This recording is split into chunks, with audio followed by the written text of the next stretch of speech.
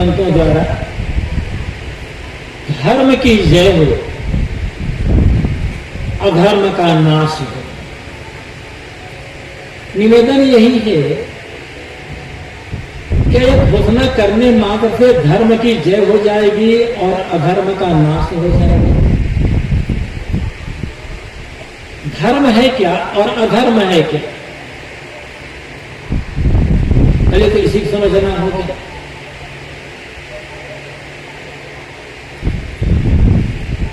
और इस संदर्भ में सबसे पहले हमें यह समझना होगा और मानना होगा कि जिसे कुछ लोग माने और कुछ लोग ना माने वो धर्म नहीं, मत है, मजहब है, संप्रदाय है, परंपरा है। धर्म वह है जो सबके लिए एक समान होता है और जिसको माने बिना, जिसका आचरण किए बिना दुनिया का कोई भी मनुष्य सुख शांति और आनंद पूर्वक न तो जीवन व्यतीत कर सकता है और न ही लोक कल्याण का काम करते हुए आत्मकल्याण का काम कर सकता है।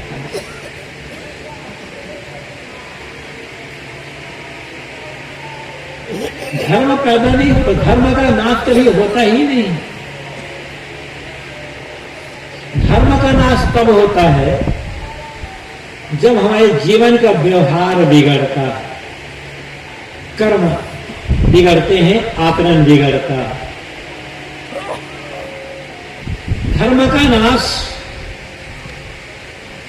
विधर्मियों ने नहीं किया है। धर्म का नाश अधार्मिकों ने नहीं किया है। धर्म का नाश यदि हुआ है ऐसा मानते हैं तो धार्मिकों ने ही किया है। धर्म को खतरा अधार्मिकों से नहीं है, विधर्मियों से नहीं है। धर्म को खतरा धर्म के मानने वालों से। और धर्म किसी मठ, मंदिर, मस्जिद, गिरजा गुरुद्वारा में नहीं है। तो धर्म हमारे और आपके जीवन आचरण में है।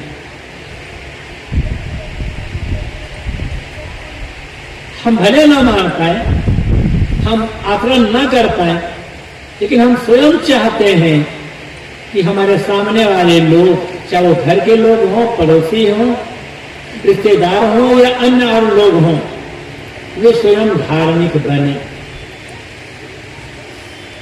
और ऐसा सब कहने लग गया। सब ये चाहते हैं मैं धर्म को ना मानूं बस, और बाकी लोग धर्म को माने। तो धर्म का जय, धर्म का विकास, धर्म की जय कहां से होगी? अधर्म का नाश कहां से होगा?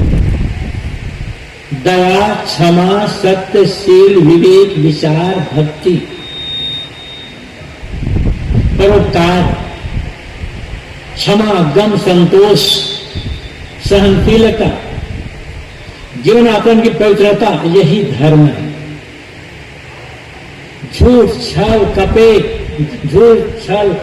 कपट, फरेब, बेईमानी, चोरी, हिंसा, हत्या, परस्त्री गमन, घूस, गबन, घोटाला और ये अधर्म है।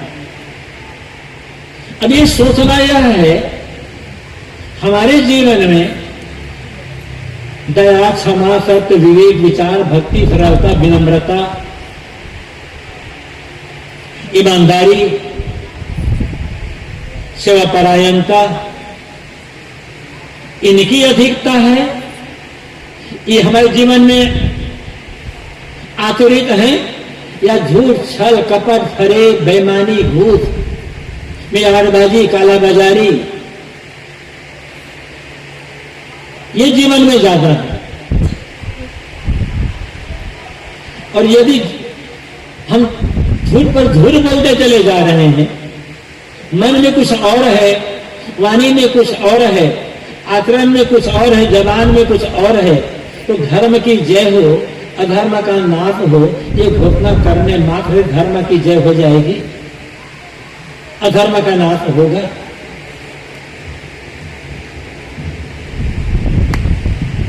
और धर्म को खतरा किससे है? दया को, क्षमा को, सत्य को, विवेक को, विचार को खतरा किससे है? कौन इन्हें नहीं मानता? सोचिए, आप और हम अपने लिए दया चाहते हैं या निर्दया चाहते हैं? अपने लिए क्षमा चाहते हैं या क्रोध चाहते हैं?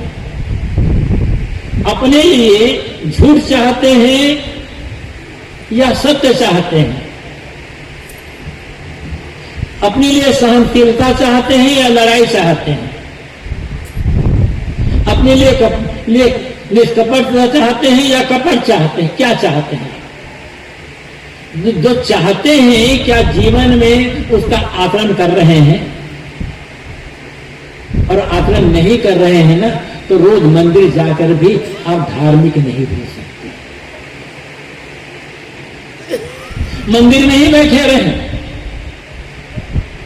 किसी मठ आश्रम में बैठे रहे, किसी भी पूजा स्थल में बैठे रहे,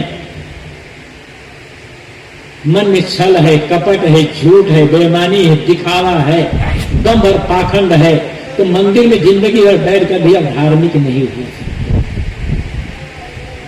मंदिर एक उपासना स्थल है, किसी महापुरुष की वहां प्रतिमा है, उस प्रतिमा को देखने से उस महापुरुष के जीवन आदर्श, उनके उज्जवल चरित्र, उनका त्याग तप, इन सब की याद होती है, एक अच्छी प्रेरणा मिलती है, संस्कार थोड़े अच्छे बनते हैं।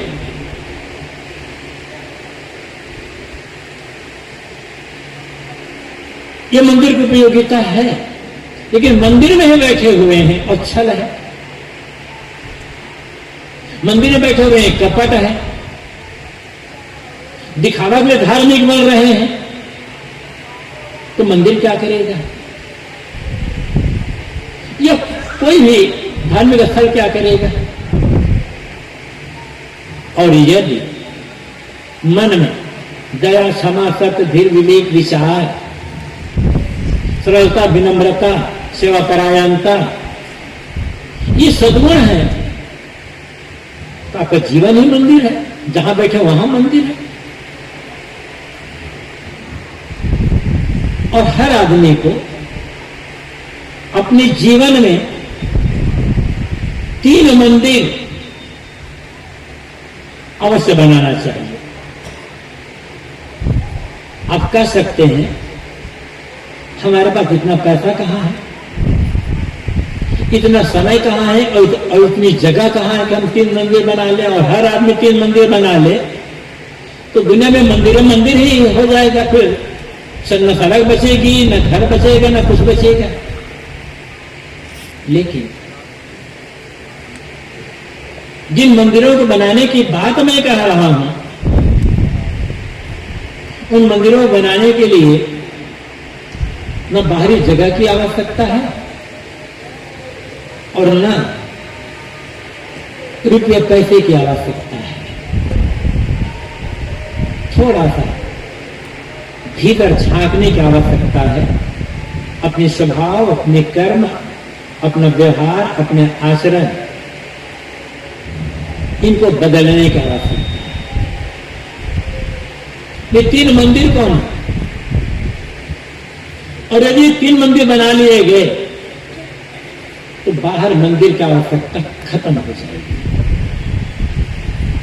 और ये 3 मंदिर नहीं बनाए तो बाहर जितने भी मंदिर आप बना लें, दुख खत्म नहीं होगा, धर्म का विकास नहीं होगा, धर्म की जय नहीं होगी। और ये 3 मंदिर बना लिए गए तो धर्म की जय अपने आप हो जाएगी और अधर्म का नाश अपने आप हो जाएगा। घोषणा करने की आवश्यकता नहीं है।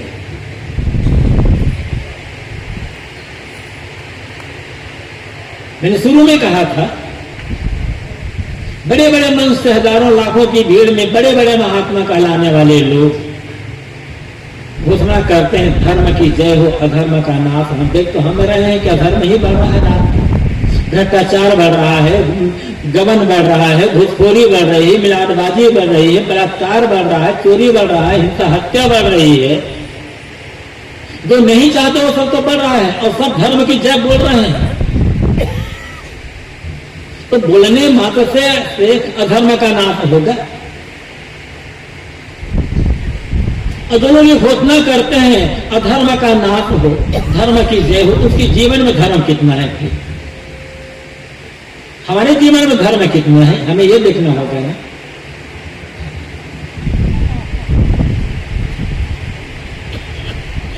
बात मंदिर की चल रही थी। ये 3 मंदिर कौन है, कैसे बने? पहला मंदिर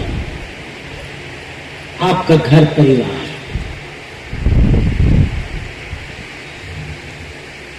पहले तो ये समझना होगा, क्या आप अपने घर को घर बना पाए हो?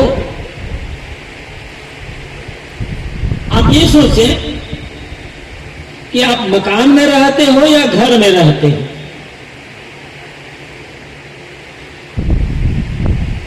हकीकत क्या है? आज हकीकत यही है, मकान बनते चले जा रहे हैं और घर उजड़ते बर्बाद होते चले जा रहे हैं। 10% लोग ही घर में रहते होंगे, ज्यादा बढ़ाना 20% कर लो, 80-90% लोग तो मकान में रहते हैं, घर में कहां रहते हैं? आप कहोगे कि घर और मकान तो एक ही बात है, एक बात नहीं है, बाहर से एक है लेकिन हकीकत कुछ और है। आपने मकान बनाया, पहले आदमी रहने के लिए मकान ही बनाता है, या तो खुद की जमीन पर मकान बनाता है जो जमीन पहले से उपलब्ध है, तो या अपने पास जमीन नहीं है तो उसे जमीन खरीदता है, वो भी नहीं है तो कोई फ्लैट खरीद लेता है। घर कोई नहीं खरीदता, सब मकान ही खरीदते हैं, मकान ही बनाते हैं। घर को खरीदा ही नहीं जा सकता, अरबों रुपए देकर आप घर नहीं खरीद सकते, मकान खरीद सकते हो बड़ा सा। तो आपने मकान बनाया, मकान किससे बनता है? ईंट, लोहा, सीमेंट, बालू, लकड़ी, ऐसा और भी ऐसी चीजों से मकान बनता है। मकान बनकर तैयार हुआ और उसका उद्घाटन हुआ, गृह प्रवेश हुआ। और गृह प्रवेश होने के पश्चात जब आप उसमें रहने लगे और रहते रहते पिता पुत्र में, पति पत्नी में, सास बहू में, भाई भाई में, बच्चे हैं जो में, आपस में जब मिलते हैं तो मुस्कुरा करके एक दूसरे से प्रेम से मीठी जबान में बात करते हैं। एक दूसरे को देख करके चेहरा खिल जाता है आपका। माँ बाप के लिए, बड़े बुजुर्गों के लिए प्रेम है, सेवा है, आदर है, आज्ञा पालन है, सम्मान है। पति पत्नी, भाई भाई, देरान जेठान आदि में आपस में प्रेम है, समता है, एकता है। छोटे बच्चों के लिए स्नेह है, करुणा है, वात्सल्य है, उनको अच्छे संस्कार दिए जा रहे हैं, उनके पढ़ाई लिखाई पर ध्यान दिया जा रहा है। किसी के मन में किसी के लिए कोई कर्ता नहीं, द्वेष नहीं, स्वार्थ नहीं, अहंकार नहीं। आपका मकान तब घर बनेगा। क्या कोई आपने इस बात पर विचार किया? यदि सास बहू में बातचीत बंद है, पति पत्नी आपस में रात दिन झगड़ रहे हैं, पिता पुत्र में बातचीत बंद है, एक दूसरे को देख करके कुढ़ जाते हैं, देवरान जेठान में रात दिन कला है, तो मकान ही रह जाएगा, कभी घर नहीं बनेगा। इसलिए मैंने कहा कि आप मकान बनाते हो, घर बनाना नहीं आता है। और मकान ही रह गया तो कोई भगवान, कोई देवता, कोई गुरु, कोई मंदिर, कोई पूजा स्थल आपको धारण नहीं कर पाएगा।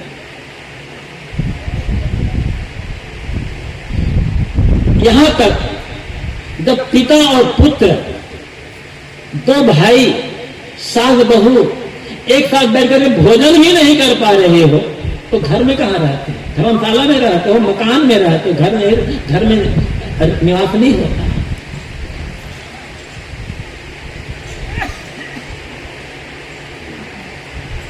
तो पहले मकान को घर बनाना सीखना होता है, और मकान जब घर बन जाएगा ना तो घर आपका परिवार अपने आप मंदिर बनेगा। सबसे पहले यह सोचना होगा, सुबह उठे, थोड़ा ख्याल करिए आप, सुबह उठते ही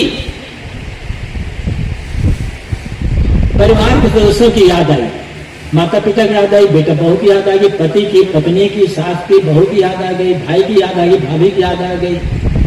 तो याद आने पर उनके लिए मन में आदर, सम्मान, प्रेम का भाव मन में आता है, या याद आते ही मन कर्ता से भर जाता है, क्रोध से भर जाता है, नफरत हो जाती है। और जैसे सुबह उठे, घर वालों की किसी की याद आई, मन में क्रोध आ गया, कर्ता आ गई, मकान, घर नहीं बना, आप मकान में रह रहे हो, जल रहे हो रात दिन, बिना आग के आग जल रहे हो। भगवान की पूजा करना जानते हो, इंसान की पूजा करना नहीं जानते। भगवान की पूजा करने से आपका मकान घर नहीं बनेगा, इंसान की पूजा करने से बनेगा। और पूजा करने का मतलब कोई पत्ते चढ़ाना नहीं होता है, आरती करना नहीं होता है, पैर छूना नहीं होता है। पूजा करने का होता है आदर, प्रेम, सेवा, सम्मान का व्यवहार, मीठा व्यवहार, स्वार्थ का त्याग, अहंकार का त्याग, विनम्रता, सरलता, निश्चलता, ये वास्तविक पूजा है। और इसी पूजा से आपका भगवान खुश होगा, आपका देवता खुश होगा, आपकी अंतरात्मा खुश होगी, घर मंदिर बन जाएगा आपका। बाहर मंदिर बना लोगे, आपका पैसा है, आपका जमीन है, आप बाहर मंदिर बना लोगे। बाहर मंदिर बनाने से अहंकार बढ़ जाएगा कि हमने यह मंदिर बनाया है, और जिसका मन में अहंकार आ गया वो बाहर मंदिर की फिर काम नहीं करेगा। देखना होगा कि किसी भी बात को लेकर के अहंकार ना आने।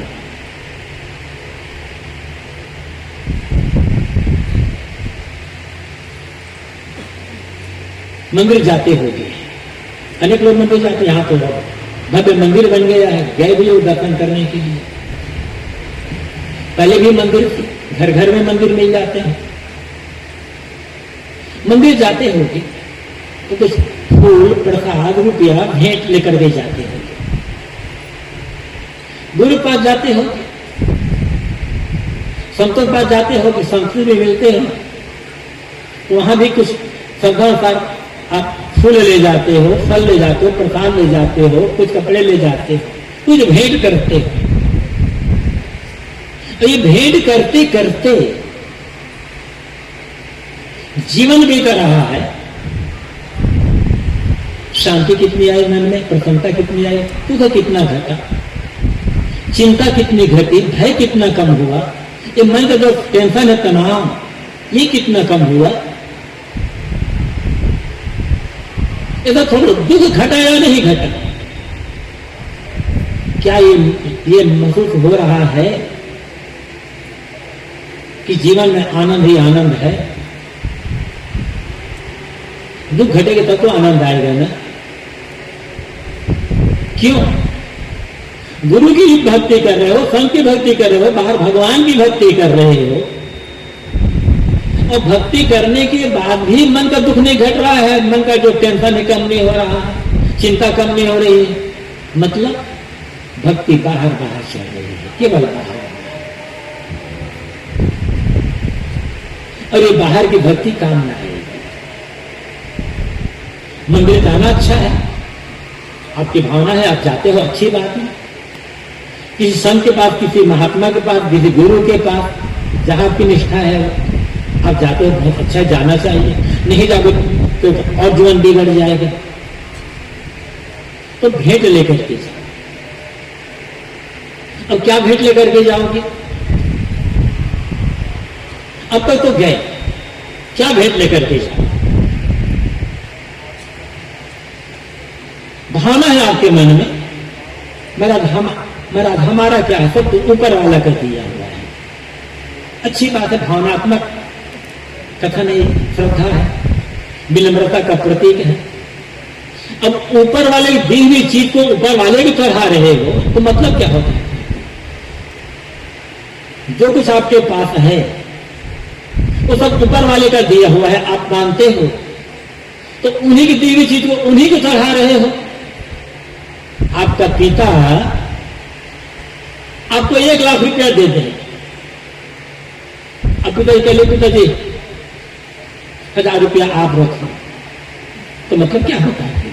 अरे अपनी कमाई को दो ना पिता कमाई को क्यों दे रहे हो? तो अभी मंदिर जा रहे, आप मानते हो मंदिर में भगवान बैठा है या गुरु के पास आप जा रहे हैं, तो मंदिर में भगवान बैठा आप मान रहे हो, तो जो कुछ आपका रुपया है भगवान का दिया हुआ, फल है भगवान दिया, कपड़ा दिया, सब भगवान का दिया, तो मत चढ़ा, अपनी बनाई चीज चढ़ा भगवान को। यदि शांति चाहते हो जीवन में, तो धर्म का विकास चाहते हो ना, अधर्म का नाश चाहते हो, तो अपनी बनाई हुई चीज आप चढ़ाओ। कभी अपनी बनाई हुई चीज आपने चढ़ाई भगवान को, आप कहोगे साहब हमारे पास क्या है कि हमने क्या चढ़ाया भगवान को? भगवान सब कुछ तो हमारा दिया, हमारे पास जो सब भगवान दिया, हमारा तो कुछ बनाया नहीं, कुछ चीज आपने बनाया, उसी चढ़ा दो, उसी क्षण भक्ति जीवन में प्रकट हो जाएगी, उसी क्षण जीवन में शांत हो जाएगा, उसी क्षण कल्याण हो जाएगा, हमारा आपको किसी का। अब आप कह सकते हो तो हमारा क्या बना? अहंकार हमारा बनाया, अहंकार आपका बनाया हुआ है। बताइए अहंकार को अहंकार को भगवान ने बनाया आपका कि आपने बनाया? काम की वासना आपने बनाई, क्रोध आपने बनाया, लोभ आपने बनाया, मोह आपने बनाया, ईर्ष्या द्वेष आपने बनाया। इन्हें चढ़ा भगवान को, भक्ति तो हो जाएगी जीवन में। धर्म का विकास तब होगा, धर्म की जय तब होगी। भगवान मेरे पास जो कुछ आपको दिया है, आज आपके मंदिर में आया हूं, सारा अहंकार आपको भेंट कर दे रहा हूं। भगवान को देने के लिए कहो, चाहे गुरु देने के लिए, सबसे बड़ी दक्षिणा यदि कोई है तो अपना अहंकार है। जीवन मंदिर बन जाएगा। लेकिन हम सब कुछ भेंट करेंगे, सब कुछ चढ़ाएंगे, अहंकार को बचा करके रख लेते हैं। जीवन अधूरा का अधूरा रह जाता है, धर्म जहां का तहां धरा रह जाता है। सबसे बड़ा अधर्म तो अहंकार है। धर्म की जय, अधर्म का नाम, और हम बड़े साधु, इतना बड़ा अहंकार। अधर्म तो वहां दिखाई पड़ रहा है। हमारी गति बड़ी होनी चाहिए, अधर्म वहां दिखाई पड़ रहा है, क्योंकि अहंकार है वहां पर। हमारी गति आपकी गति का मतलब क्या होता है? फिर जब मन में अहंकार है ही नहीं, त्यागी हो गए हैं, साधु हो गए हैं, बैरागी हो गए हैं, तो किसका त्याग किया? अहंकार का त्याग नहीं हुआ तो हुआ तो साधु होने का मतलब क्या होता है? बैरागी होने का मतलब क्या है? क्या त्यागा आपने, क्या त्यागा हमने? एक अहंकार का त्याग हो जाए, जीवन मंदिर बनेगा। फिर बाहर मंदिर बने या ना बने, बात में वहां से शुरू कर रहा था कि परिवार मंदिर कैसे बने। प्रेम, सेवा, समता, आदर, सम्मान, आज्ञा पालन, मीठी जबान, मीठी बात, मीठा व्यवहार, इन सब से परिवार मंदिर बनेगा। पहले अपने परिवार मंदिर बनाइए, फिर बाहर मंदिर बनाओ या मत बनाओ, जाओ या मत जाओ। फिर दूसरा मंदिर बनाने जीवन का। जीवन मंदिर कैसे बनेगा? उज्जवल चरित्र से और सदकर्मों से, सदाचार से, सद्गुणों के आचरण से। जितना जितना हमारा जीवन सदाचार युक्त होता जाएगा, सद्गुण युक्त होता चला जाएगा, हमारा चरित्र उज्जवल होता चला जाएगा। क्योंकि जीवन में सबसे महत्वपूर्ण है तो चरित्र।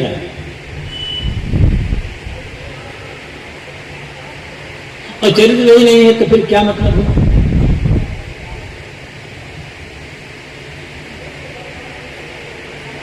एक प्रश्न आपसे, हम अयोध्या नगरी में बैठे हुए हैं, यहां श्री राम का भव्य मंदिर बना हुआ है। राम की पूजा आप राम राजा दशरथ के बेटे थे इसलिए कर रहे हो या राम का चरित्र बड़ा था इसलिए कर रहे हो? सोचिए, राम का धनवान, राम बड़े धनवान थे इसलिए पूजा करते हो या राम बड़े चरित्रवान थे इसलिए पूजा करते हो? पूजा तो चरित्र कारण से करते हो ना। तो राम पूजा करते करते हमारे जीवन में कितना चरित्र आया? कभी एक क्षण के लिए भी सोचा? और आदमी की पूजा अनेक बार संतों ने बताया होगा, चित्र के कारण से आदमी की पूजा नहीं होती है, पूजा होती है चरित्र के कारण से। चित्र तो बढ़ गया, मकान बढ़ गया, धन बढ़ गया, ये बढ़ गया, वो बढ़ गया, और चरित्र जहां कितना है। और जिसका चरित्र है, जो आदमी चरित्रवान है, वही सही अर्थों में पंडित है, ज्ञानी है, वही धार्मिक है। अमुक जाति में पैदा होने वाले आदमी को हम मानते हैं बड़ा पंडित, झूठ है, झूठा पंडित है, दिखावे का पंडित है, संसारी पंडित है, वास्तविक पंडित वो नहीं है। सही अर्थों में पंडित हुआ है जिसके जीवन में चरित्र है, प्रेम है, सदाचार है, ज्ञान है, त्याग है, वैराग्य है। सदगुरु कबीर की वाणी तो आपको याद ही होगी, उनकी साखी, पोथी पढ़ पढ़ जगमुआ पंडित भयानक हुए, ढाई आखर प्रेम का पढ़े तो पंडित। ये पोथियों को पढ़ते पढ़ते संसार के लोग मर कर चले गए। ये पोथी पढ़ने वालों में से कोई पंडित नहीं हुआ। और ये बात कहाँ कहते हैं? काशी में कहते हैं, जहां चारों वेदों, शास्त्रों, तमाम धर्म ग्रंथों के विद्वान और बड़े प्रवक्ता भाष्यकार तब भी थे और आज भी हैं। ये बात सदगुरु कबीर जंगल में जाकर नहीं कहते, सुनसान में जाकर नहीं कहते, छोटी किसी गांव की गली में जाकर नहीं कहते, काशी के चौराहे पर कहते हैं और डंके की चोट पर कहते हैं। इतना निर्भय, सदगुरु कबीर जैसा निर्भय संत शायद कोई हुआ होगा। वो डरना जानते ही नहीं थे। जो मैं कह रहा हूं इसका परिणाम क्या होगा उन्होंने कभी सोचा ही नहीं। सिर से पैर तक निर्भय।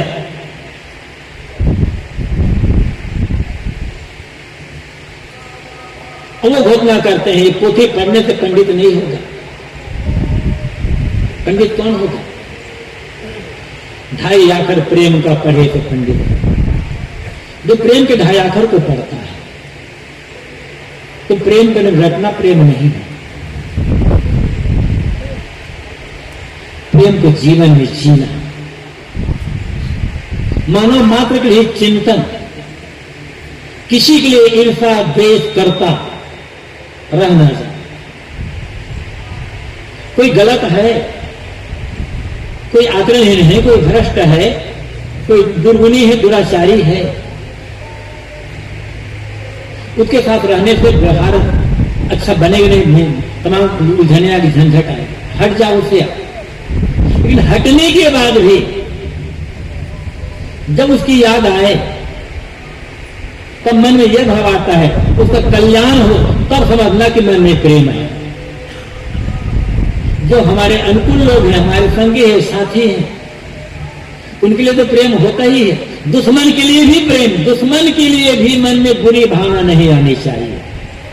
तब समझना होगा कि हाँ अब मेरे मन में प्रेम है, मैं प्रेम को पढ़ रहा हूं। जीवन। कहना आसान है, लेकिन जब तक ये जीवन में भाव नहीं आएगा तब तक हम धर्म को नहीं समझ पाएंगे, भगवान को भी नहीं समझ पाएंगे। जरा सोचो,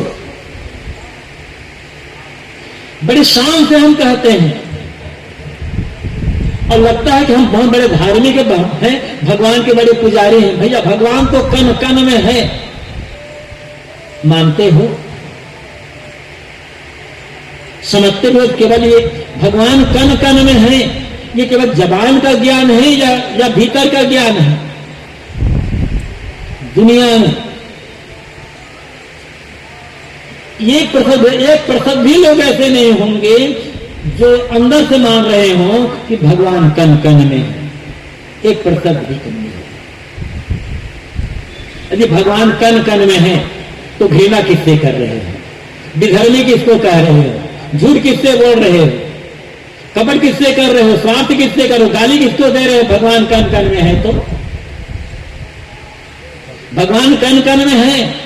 जिसको गाली दे उसमें भी भगवान है ना, तो तुम भगवान को गाली दे रहे हो। भगवान की पूजा करनी चाहिए या भगवान को गाली देना चाहिए? जिससे कपट कर रहे हो, जिसे झूठ बोल रहे हो, वहां भी भगवान है ना। मैंने कहा ना कि जिसे अधर्मी कहते हो, जिसे मलेच्छ कहते हो, जिसे काफिर कहते हो, जिसे नास्तिक कहते हो, उसमें भी भगवान है। भगवान नास्तिक होगा, भगवान आस्तिक होगा। यदि कण कण में मानते हो भगवान कण कण में, भगवान कण कण में है, तो बिना नास्तिक कोई नहीं होगा। फिर भगवान फिर तो भगवान ही हो जाएगा नास्तिक। थोड़ा विचारो मेरी बातें पर, कहना मानो मत, सोचो। तो जो दुश्मन है उसमें भी भगवान है ना, तब घृणा कैसे करोगे उससे? हित चिंतन। मानव मात्र ने प्राणी मात्र के लिए द्वेष घृणा करता, हिंसा का भाव मिट जाए, तब समझना होगा कि प्रेम को हम पढ़ रहे हैं। तब साहब कहते हैं भाई आकर प्रेम का पढ़े तो पंडित है। ठीक है, सामने वाला गलत है, हम उसकी गलती का सुधार नहीं कर सकते। सुधार वो खुद ही कर सकता है, राय दे सकते हैं, समझा सकते हैं, कभी प्रेम से कभी डांट कर यदि बातें सुनता है तो।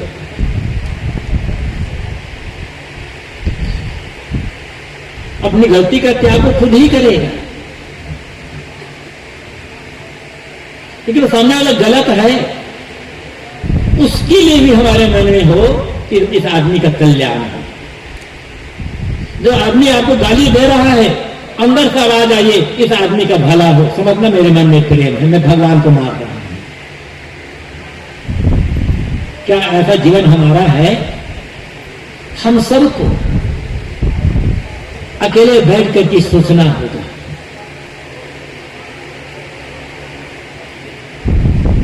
मैं कह रहा था, जो चरित्रवान होगा ना, वही धार्मिक, वही पुजारी, वो भगवान का भक्त होगा। और जो भगवान का भक्त होगा उसके मन में तो प्रेम होगा। इसलिए सदगुरु कबीर कहते हैं,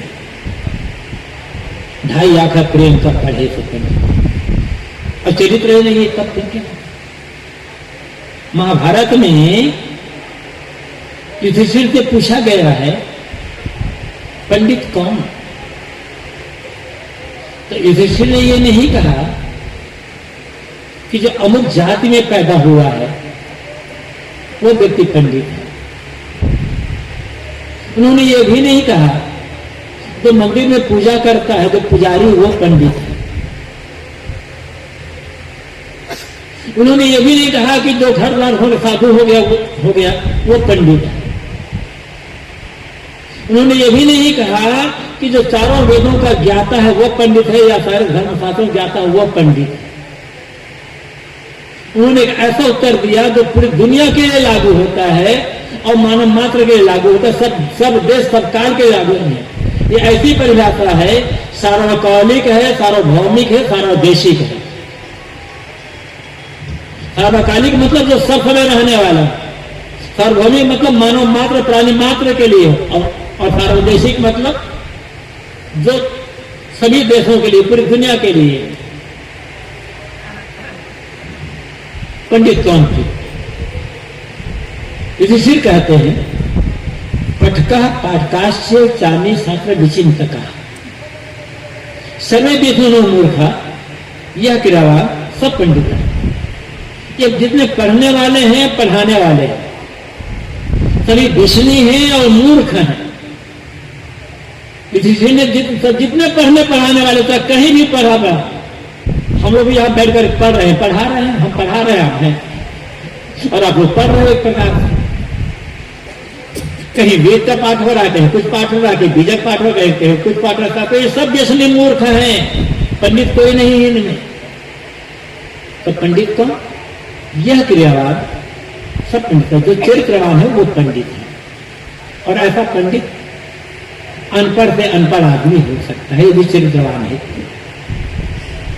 और 50 भाषा का ज्ञाता है, सारे वे शास्त्र का ज्ञाता है, चरित्रहीन है तो पंडित कराने का अधिकारी नहीं है।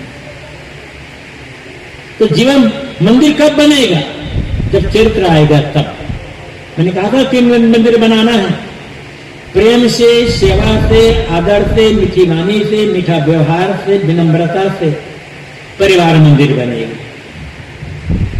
उज्ज्वल चरित्र से, परोपकार से, सदाचार से जीवन मंदिर बनेगा। और तीसरा मंदिर हमारा मन। ये मंदिर कब बनेगा? अच्छे विचार से, आत्मज्ञान से, आत्मचिंतन। उस आत्मचिंतन को आप ब्रह्म चिंतन कह लो, परमात्मा चिंतन कह लो, शब्द में लड़ने का आवश्यकता नहीं। मन हमारे पास है, हम मनुष्य हैं, हम कहा गया मननाथ मनुष्य। मनुष्य कौन? जो मनन करता है, जिसका चिंतन की, मनन करने की शक्ति है, उस प्राणी को मनुष्य कहा जाता है।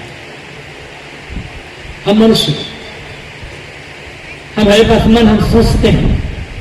अब ये विचारिए, सुबह से शाम तक मन में संसार का चिंतन चलता है, राज्य का चिंतन चलता है, या आत्मचिंतन, परमात्मा चिंतन चलता है, प्रेम सेवा का चिंतन चलता है। सुबह से शाम तक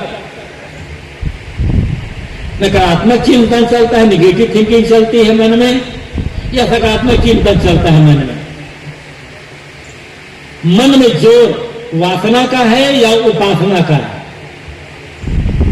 यदि मन में जोर वासना का है तो हमारा मन नरक बना हुआ है। मन में जोर वासना का है तो मन स्वर्ग बना हुआ है, मन मंदिर बना हुआ है। उसी मन में वासना, उसी मन में उपासना, बस पॉइंट है जो है बिल्कुल एक जगह। उसी मन से भोग, उसी मन से योग, अलग अलग नहीं है। मन भोग में डूबा है तो नरक है, मन योग में लगा हुआ है तो स्वर्ग है, मंदिर है ना। तो आत्मचिंतन से, सकारात्मक चिंतन से, आत्मज्ञान से मन मंदिर बन जाएगा। तो जिस आदमी ने प्रेम से, सेवा से, सदाचार, प्रेम से, सेवा से, मीठे व्यवहार से जीवन को मंदिर बना लिया, सदाचार चरित्र से, प्रेम से परिवार को मंदिर बनाया, सदाचार से जीवन मंदिर बनाया, और आत्मचिंतन से मन को मंदिर बनाया, वो आदमी जहां जाएगा उसके लिए हर कोई दुनिया में मंदिर ही मंदिर है, उसे बाहर मंदिर का आवश्यकता नहीं है। और यदि ये मंदिर नहीं बने तो बाहर के मंदिर कोई काम नहीं आएगा। मैंने कहा था कि मंदिर उपासना स्थल है, वहां किसी महापुरुष की प्रतिमा होती है, उसको देख करके उनके आदर्शों को अपनाना, ये उनकी उपासना है। देवो भूत्वा देवम यजेत कहा गया। देव बन करके, सदाचारी बन करके, परोपकारी बन करके, स्वार्थरहित बन करके तब देव की उपासना करो, तब शांति आएगी जीवन में, कल्याण आएगी जीवन। अन्यथा वो क्या है?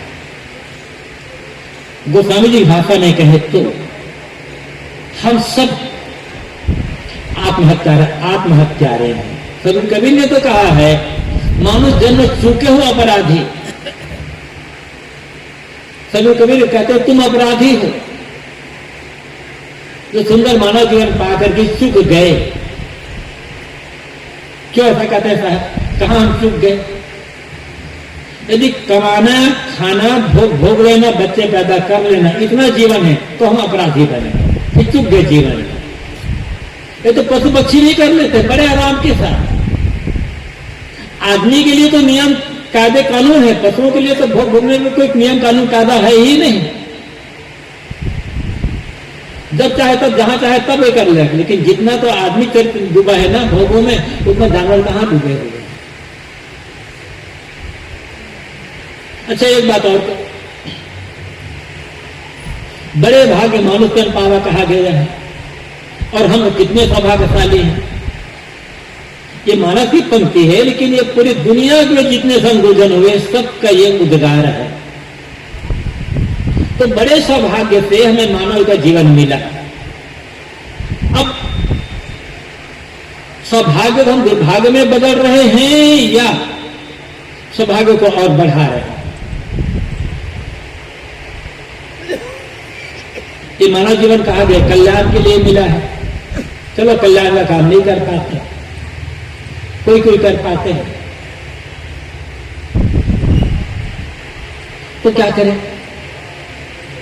यहां सब सत्संगी बैठे हैं, धार्मिक कलाने वाले लोग बैठे हैं, पुजारी भक्त बैठे हुए हैं, साधु महात्मा भी बैठे हुए हैं। ईमानदारी से अकेले में बैठकर विचारिए कि मुझे अपने जीवन के व्यवहार को देख करके मेरे मन की जो दशा है उसे देखकर तो ये तो नहीं लगता कि मैं इसी जीवन में पूरा कल्याण का काम, मोक्ष का काम कर सकूंगा। इस जीवन में मोक्ष तो नहीं हो सकता, लेकिन आज जो मेरा व्यवहार है, जो मेरे कर्म है, जो मेरा आचरण है, जैसा मेरा मन है, जो कुछ आज मैं कर रहा हूं, क्या इनके परिणाम में गारंटी है कि अगले जन्म आदमी का ही मिलेगा? और यदि आपको मैं गवाही दे रहा है, मैंने ऐसा काम कर लिया, धर्म परोपकार का काम, मुझे अगले जन्म आदमी का ही मिलेगा, तो अपने को धन्यवाद देना, अपनी पीठ अपने हाथ थपथपा लेना। और यदि मन गवाही नहीं दे रहा है, जो जैसा मैंने जीवन जिया है, आज मेरा जो व्यवहार है, मेरा कर्म, जो मेरा आचरण है, मुझे नहीं लगता कि अगले जीवन में मुझे आदमी का मिलेगा, तो अपराधी तो कर रहे हैं अपने साथ में। इसलिए सदगुरु कबीर कहते हैं मानो जन्म चुके हो अपराधी। और गोस्वामी जी क्या कहते हैं? तुम आत्महत्यारे हो, दोनों तरह भाव सागर, नर समाज अस पाए, सोटित निंदक मन मुझे आत्महन गति जाए।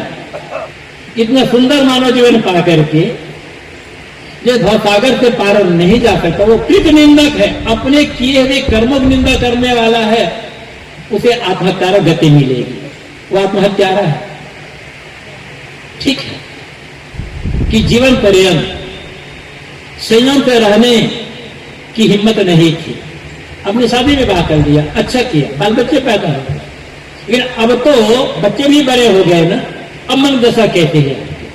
बच्चे अपने पैर पर खड़े हो गए, अभी वही लोभ, वही मोह, वही वासना, वही राग देश, वही छल कपट। तो अपने किए हुए कर्मों की निंदा हम कर रहे हैं ना, अपने पैर में कुल्हाड़ी तो मार रहे हैं ना। घर छोड़कर साधु भी हो गए हैं, और यहां आकर भी वही छल कपट शुरू हो गए, वही अंदर बेईमानी शुरू हो गई, वही लोभ, वही मोह, घर के लिए वही आकर्षण। तो आत्महत्यारा ही तो है, अपराध तो कर ही रहे हैं, सेवा कर रहे धर्म है हमारा। आप लोग हमारे जीवन निर्वाह के लिए व्यवस्था करते हो, साधु खेती बाड़ी नहीं करता, उसकी खेती तो आप ही लोग, आप लोग ही देते हैं। और आप लोग इसलिए दे रहे हो कि साधु है, महात्मा है, त्यागी है, बैरागी है। जो काम हम नहीं कर पाए वो काम ये कर रहे हैं, धन्य है इन लोगों का, कितना बड़ा ये लोग पुण्यशाली हैं। ऐसा मान करके आप हमें कपड़ा देते हो, भोजन देते हो, पैसा देते हो, समय पड़ने पर हमारी दवाई भी करा देते हो, हर प्रकार से हमारे जीवन की रक्षा का आप लोग कर रहे हो। इतना होने के बाद भी हमारे मन में न त्याग है, न वैराग्य है, न साधना है, तो आत्महत्या, तो हम आत्महत्या बने हुए अपराध कर रहे हैं आपके लिए। क्योंकि आप आशा कर रहे हो कि ये बड़े साधु हैं, बड़े वैरागी हैं, और हमारे मन में लोभ है, हमारे मन में मोह है, हमारे मन में अहंकार है, तो हम अपने साथ अपराध कर रहे हैं और पूरे मानव समाज के साथ भी कर रहे हैं अपराध। इसलिए सदगुरु कबीर कहते हैं मानो जन्म चुके हो अपराधी। कपट है मैंने तो अपराधी, भले साधु का कपड़ा पहने, ये कपड़ा काम नहीं आएगा। मन न रंगाए रंगाए जो भी कपड़ा साहब कहते हैं ना, कपड़ा किस लोग रंगाए हैं? पुजाने के लिए या साधना करने के लिए? हम रंगाए नहीं, हम तो पहने सफेद कपड़ा पहने हैं। तो हमारा मन, हमारा कपड़ा सफेद है, मन सफेद हुआ है या नहीं हुआ है? कपड़ा निर्मल है, मन निर्मल हुआ है या नहीं हुआ है? पानी ले ले, साबुन ले ले, मलमल काया धोए, अंतर घट का दावने छुट्टी निर्मल कहते हो। सदगुरु कबीर कहते हैं तुम पानी ले ले कहकर, साबुन ले लेकर रगड़ रगड़ कर काया को धो रहे हो। तुम्हारा मन कि पानी साबुन से निर्मल नहीं होगा, इससे कुछ लाभ होने वाला नहीं है। तीर्थ में है क्या भया, जो मन मैल न जाए, मीन सदा दर में रहे, धोए बात न जाए। गंगा नहा रहे हो, जमुना नहा रहे हो, गोदावरी नहा रहे हो, सरयू नहा रहे हो, और मन का बात, मन की वासना खत्म नहीं हो रही है। मछली उसी पानी में पैदा होती है, धो तो दुर्गंध ही निकलती है वहां से, मन में तो दुर्गंध निकल रही है ना।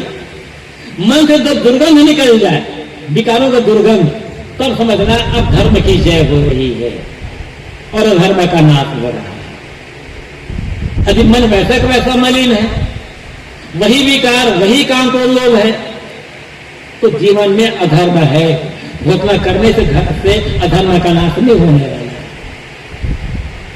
अच्छा, और निष्कपटता है, सरलता, विनम्रता है, प्रेम है, दया, क्षमा है, तो धर्म की जय अपने आप हो रही है। भगवान की भक्ति का हो, गुरु की भक्ति का, सब अपने आप हो रहा है। उसी के लिए हम और आप इकट्ठे होते हैं। और ये केवल आपके लिए नहीं है, जितना आपके लिए है उससे ज्यादा मेरे लिए है। और मेरे जीवन में छल कपट है, मेरे जीवन में स्वार्थ है, मेरे जीवन में अहंकार है, मेरे जीवन में भोग की लालसा है, तो सबसे पहले नुकसान तो मेरा होगा। नरक में तो मैं जाऊंगा, आप जाओ या मत जाओ। तो वास्तविक धर्म का है, वास्तविक जो धर्म है, सच्चा धर्म, तो पोथी पुराणों में नहीं है। सच्चा धर्म मंदिर, मस्जिद, गिरजा, गुरुद्वारा, मठ, आश्रम में नहीं है। धर्म जीवन में, जीवन के आचरण में, धर्म त्याग में, सेवा में, प्रेम में, परोपकार में, चरित्र में हमें समझना होगा। क्या कहा गोस्वामी जी ने? धर्म न दूसर सत्य समान। अब सोचना यह है हमारे जीवन में सत्य है, हमारे भीतर मन में सत्य है या झूठ है?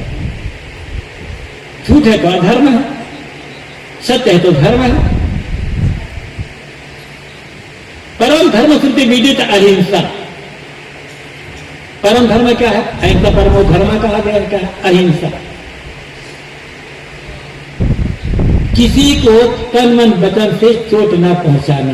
किसी के लिए घृणा है तो हिंसा है, द्वेष है तो हिंसा है, क्रोध है तो हिंसा है, छल है तो हिंसा है, कपट है तो हिंसा है, झूठ है तो हिंसा है, फिर तो है अधर्म है। प्रेम है, दया, क्षमा है तो धर्म है, यही तो अहिंसा है।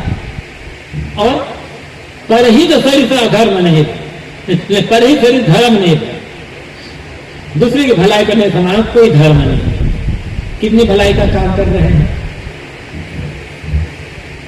अपनी भलाई तो चाहिए, लेकिन दूसरे भलाई में हमारी भलाई है। सोई हित बंधु में ही भावे, जात तुम्हारा मार्ग लागे। सदगुरु कबीर क्या कहते हैं? जो व्यक्ति कुमार्ग में जाते हुए व्यक्ति को सुमार्ग में ले आता है, वो व्यक्ति सबसे सच्चा हितकारी व्यक्ति है समाज का। इससे बड़ा हित और क्या होगा? किसी भूखे व्यक्ति को भोजन कराना धर्म है, प्यासे को पानी देना, रोगी को दवा कराना धर्म है, परोपकार काम है। उससे बड़ा परोपकार समझाकर, प्रेम से बुझाकर, उपदेश देकर, किसी तरह समझाकर किसी व्यक्ति को दो दुर्गुणों से छुड़ा देना, दुर्व्यसनों से छुड़ा देना, ये उससे बड़ा धर्म है। पैसा देना है तो ये केवल भोजन कराना ही धर्म नहीं होता, वही तो नहीं है। आपने किसी एक व्यक्ति को बीड़ी सिगरेट गांजा भांग से छुड़ा दिया तो आपने अनेक लोगों का हित किया, उसके परिवार वालों का, उसको बेटी हित तो हुआ, उसके परिवार वालों का हित हुआ, पड़ोसी हित हुआ, अनेक लोगों का हित हुआ। ये धर्म का काम है। तो बात मैंने यहां पे उठाई थी, धर्म की जय हो, अधर्म का नाश हो, नारा पता नहीं हजारों साल से लगाया जा रहा है। हम देख के आ रहे हैं समाज में धर्म तो डूबता चला जा रहा है, अधर्म बढ़ता चला जा रहा है। क्यों? जिम्मेदार कौन है? कोई ऊपर आएगा? सोचते हो ऊपर से कोई भगवान आएगा? धोखे में कोई भगवान नहीं आने वाला है। जागना आपको पड़ेगा, भीतर भगवान को जगाना होगा और सुधार अपने को करना होगा। ये सुधार करने के लिए सत्संग का आयोजन होता है, कहने सुनने के लिए नहीं।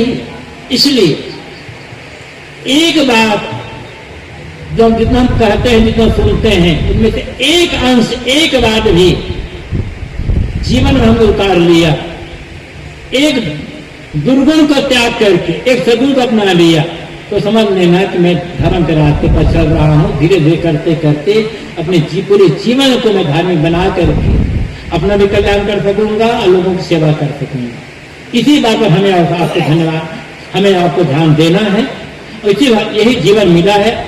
आत्मनो मोक्षा जगत हिताय से कहा गया है, आत्म कल्याण करना है, 2 घंटे दुनिया की सेवा कर देना है। और तब होगा जब हमारे जीवन से अधर्म का मतलब दुर्गुण, दुर्व्यसन, दुराचार, विकारों का त्याग हो जाए, होकर के सगुण, सदाचार, चरित्र, धर्म का विकास हो जाएगा, तब ये काम हो सकेगा। हमारा और आपका यही कर्तव्य है, इसे मानव जीवन मिला है, हमें और आपको इसी पर ध्यान देना है। आप लोगों को बहुत बहुत धन्यवाद, मेरी बातों ध्यान सुना, यही पर अपने वाणी को दिया। बोलिए सद्गुरु देव की जय। जो तू चाहे मुझको क्षण सकल की आस, मुझ ही ऐसा होई रहो, सब सुख तेरे पास, सब सुख तेरे पास। पूज्य और गुरुदेव जी के गहन गंभीर चिंतन पूर्ण विचार श्रवण किए।